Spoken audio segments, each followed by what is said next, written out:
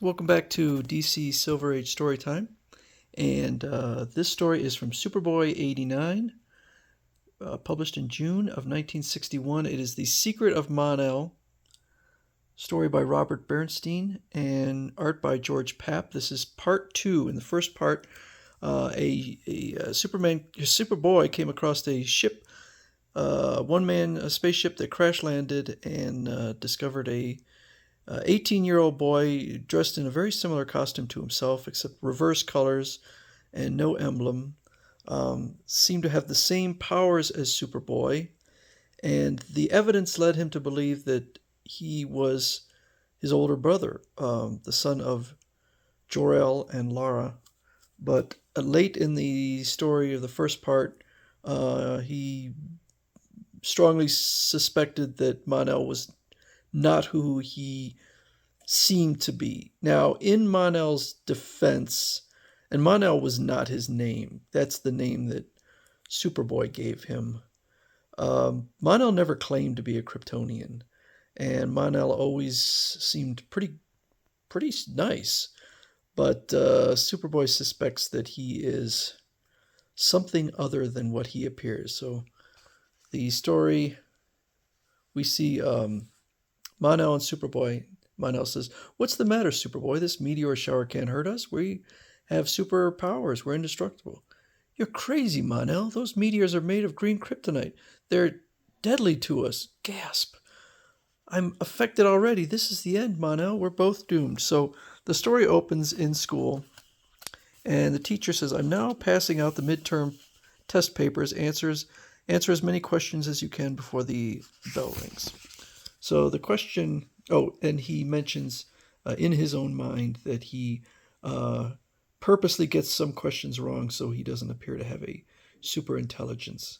The question is the origin of fairy tales. For example, was there an original Cinderella? And Superboy decides to fly back in time to ancient Egypt and literally watches sort of a precursor to the Cinderella story with a fur slipper, and has absolutely nothing to do with Mon-El. I don't know why Robert Bernstein has decided to take the story in such an odd direction. The teacher gives Clark an 89 because although she thinks it was a very well-written paper, she thinks that he made up the origin story. So he does not get a perfect score. When she asks how he knows this information, he says, "Oh, I'm trapped. How can I tell her I just flew into the past to learn the fairy tale's origin?" No reply. "Eh? Well, I guess you've got a very vivid imagination, Clark. Now take your seat." Then later on, some girls are out dancing, including Lana, and he uses his super breath to cause her to fly. I don't know why this story is going. I honestly, this is the first story I've seen written by Robert Bernstein.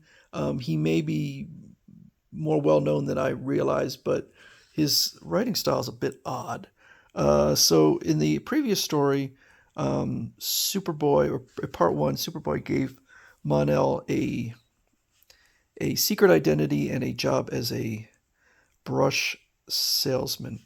So he's trying to sell a brush to Lana Lang and uses his X-ray vision to see exactly how much money she has.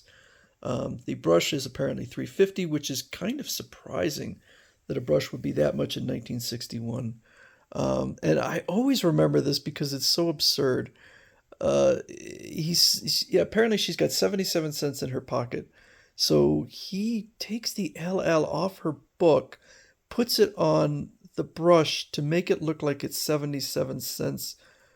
But that's not really what it looks like, I guess. I don't know. It's a lot of weirdness in this story. So they go to stop a bank robbery at the Smallville bank by some criminals who are using an old-timey catapult to launch lead boulders at it, and so Superboy takes care of them. But as uh, as they go to catch the criminals, Mon-El suddenly is weakened, and Superboy gets the idea that maybe he's in league with the crooks and is faking his illness. Maybe you could stand a change of atmosphere, Mon-El. Let's arrange a meeting place in space for a little super exercise. I'll join you in 10 minutes after I round up the escaped crooks. Fine, my strength's coming back to me now, which actually kind of flies in the face of what happens later on. So Superboy decides what he's going to do is he's going to paint these boulders green like kryptonite and then launch them at the spot where Mon-El is going to be.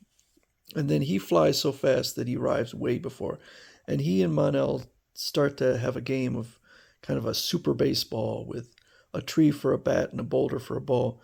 And this is, again, so weird. This actually wasn't the cover. I said that what the cover never actually happens in the story. Well, apparently I was wrong. So they come across a jack-in-the-box. It's a jack-in-the-box monster probably left behind in a space wreck by a weird race of space people who make crazy toys. Let's destroy it.